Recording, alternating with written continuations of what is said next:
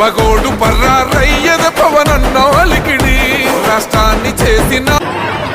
ఈసారి మీరు వైసీపీకి కనుక ఓటేస్తే మీరే కిరోసిన్ పోసుకొని మన ఒంటికి మనమే అగ్గిపుల్ల వెలిగించుకున్నాడు, గుర్తుపెట్టు.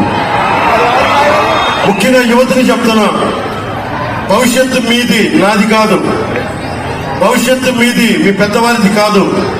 2000 ఇంకొక 5 మొన్న 18 సంవత్సరాలు ఉన్నవాళ్ళు ఈ రోజు 23కి వచ్చేసారు. 2019లో